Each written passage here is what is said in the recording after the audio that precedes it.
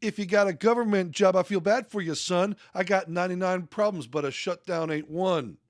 Yes, the government is only days away from a shutdown, and we're told there will be mass rioting, looting, hunger, dogs and cats living together, or just a normal day in Minneapolis. To help us understand the consequences of our inglorious actions, we'll have the help from our friend and magician, Doc Dixon, to walk us through this story and others on Good News, Bad News. So, Doc, the world and everything that we know and love is going to shut down in a couple days if we don't capitulate to the politicians and what they want. As someone who is a magician and a professional liar, let's not beat around the bush here. What is going on here with these politicians and the It's a shutdown? burning bush, just so you know where I'm coming from, pal. It's Yeah. the burn. So don't degrade that. The shutdown is a golden opportunity. I realized that it's not a real shutdown. Okay. No. The people stopped working, but after the shutdown ends, they are paid all the back wages they would have earned without having to work. So listen, your audience, I'm going to let you in on the ground floor on this. Okay. Okay, here we go. Apply right now for the shutdown. Apply for every government job you possibly. Every one. I mean, I'm talking thousands, like, try to do some AI thing. So it's automated. You're going to get one of the jobs. Yeah. You won't be qualified for it. That doesn't matter. That doesn't matter. No. Yeah. Just get a job. You make a few. You're welcome. Next topic. Well, I mean, that's a good point, though, is that these shutdowns don't really affect the people who are in charge of them. Yet there are some people who depend on the government continuing to operate that do get hurt in these certain things. Actually, I'll even tell you, my brother-in-law is in law enforcement for a military base, and if they shut down, he's out of a job for a while. I mean, is this political pandering, or is this good political posturing that we're sticking to our guns? I mean, okay. Let me explain this again. What's your brother-in-law's name? John. John. You say to John, apply for every job you can. Multiple jobs. Yeah. Okay. Is the interconnection that bad you're not listening to? Genius bombs on you, Matt. This is genius bombs. You're absolutely right. But thank you. Yeah, but I would have to say, though, there are certain aspects to this shutdown that are a little bit different. There's this whole idea of continuously giving money to Ukraine. Even Kevin McCarthy said that he's willing to do some sort of special committee on debt. This doesn't feel like the regular shutdowns that we've had of old. Okay.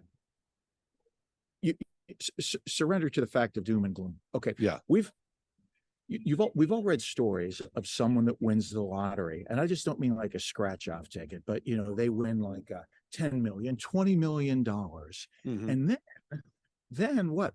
A year or so later, they're totally broke. And even though we kind of feel for that person, we also think, how bright are you? You had $20 million and you went broke in a year. Okay. Washington has infinity dollars. Because that sounds like Dr. Evil here. They just don't have a lot of money. They don't have just 200 million or a billion or trillion. Because they don't mind. It comes up. They literally they won the lottery for the infinity jackpot. Yeah. Yet they're going broke. Yeah. They're going broke. Yeah. Again, apply for as many government jobs. It really is solid advice. I'll just say I might do it right myself. Yes, so that you can at least get the back pay that is necessary. Yeah, and then when it starts again, I'm sorry. Well, then let me ask you this: how do you solve a problem like Maria or politicians who are just money grubbing leeches?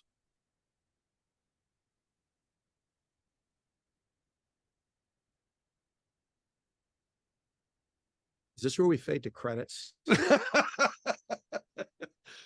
So you're saying you have nothing? No, I got nothing. No. Okay. Look up your kith and kin. Yeah. You look in there, whatever. I think that is. Start making sourdough bread. Yeah. Yeah, start sourdough bread, Yeah. yeah, learn how to run a still, Yeah. All right. Well, if the shutdown is one of the things that doesn't scare you, a bunch of wannabe politicians on a stage debating each other ought to terrify you. Tell us about the GOP debate. What did you think of the GOP debate sans Trump?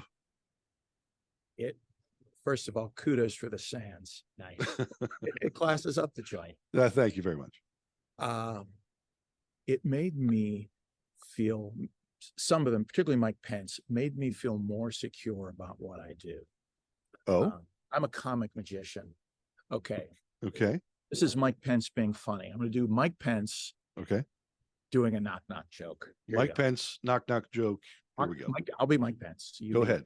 Mike, I'll be David Letterman. All right, Mike Pence, knock knock joke. Here we go. Okay, knock knock. Who's there? Mike. Mike who? Mike Pence. That's what it is. He is, listen, I may be a nice man personally, whatever, blah, blah, blah. Sure. I heard he went through one of those driver checkpoints and his alcohol blood level was -7. Yeah. Okay. Well, isn't that what you want, though, in a responsible politician? Somebody soberly minded, not given to flights of fancy like a comedic magician here? Yeah, but he's not going to get elected. So, okay.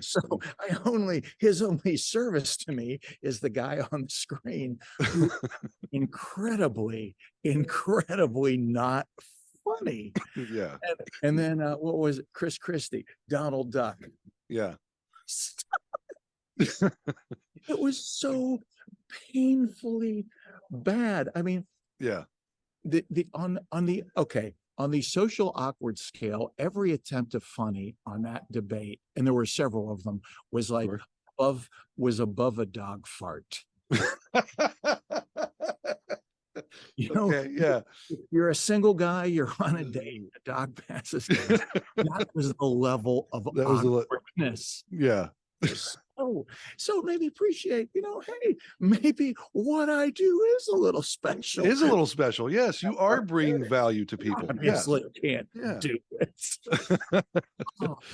Well, going from one train wreck of one thing to another, there is a big issue happening in cities all across the country, especially in cities like Philadelphia, where there's mass rioting, looting going on, all kinds of things that are happening there.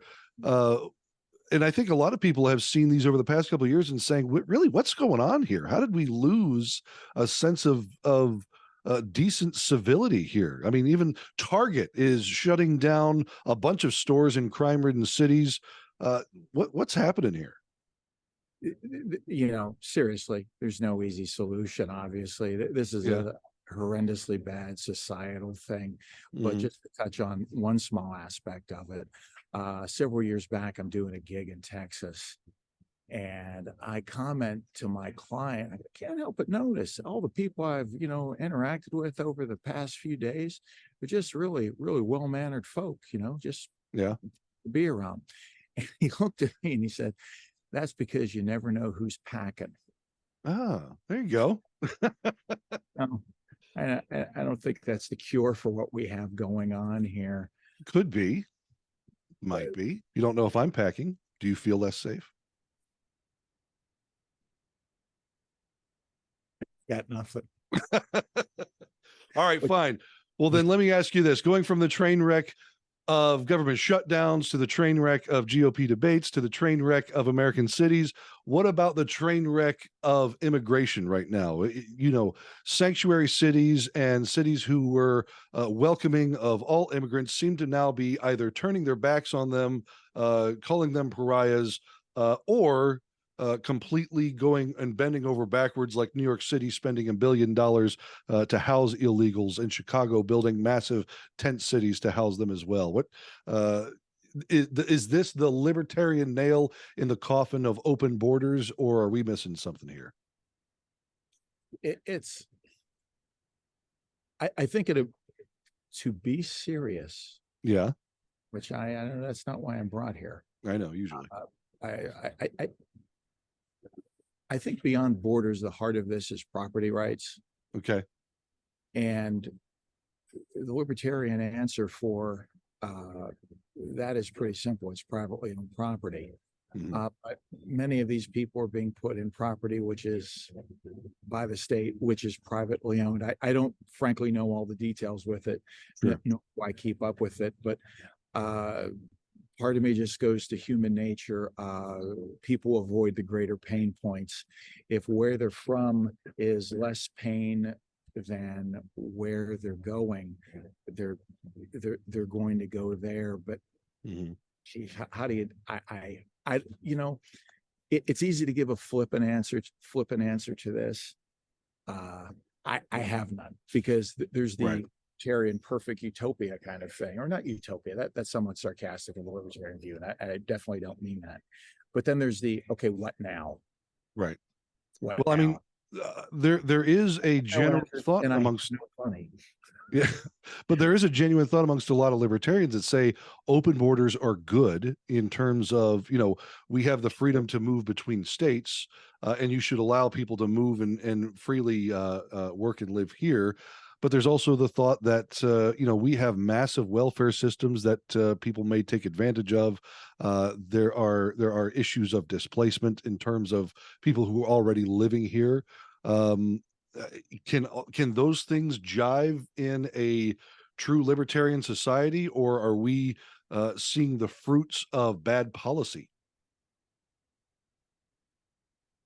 Well, putting aside whether they can jive in a libertarian society, regardless of the topic, if the question is, are we seeing the fruits of bad policy? Yes. Yeah. Okay. It really, Okay. pretty much doesn't matter Right. what Yeah. we're looking at. I mean, I'm sure there are exceptions, but I realize that's kind of the easy way out answer. Well, I mean, sometimes whenever you're I'm looking at these becoming things, you just have to increasingly realize, nihilistic with yeah, every. it's bad policy altogether. Absolutely. So, well, that at least helps us out to know that even very successful comedic magicians like yourself can take the easy road, just like all of us as well. So, thank you That's very the much, sir. best road. I love low-hanging fruit. Doc Dixon, thank you so much from an undisclosed airport location near you. I appreciate you coming with us here, sir. Thank you, brother. It's good to see you again. Say hello to the whole LCI clan there for me. I will do so. Thank you, sir. Bye-bye. Thanks for joining us on Good News, Bad News. Now that they're dressing down in Congress, we need someone to get an LCI hoodie to John, I can't believe I have a job in the Senate, Fetterman. We'll be glad to ship him any of our apparel. And if he doesn't, you can shop for these at libertarianchristians.com. Click like and subscribe and join us on the regular here. And remember, Jesus is Lord, Caesar is not. That's the good, that's the bad, that's the news.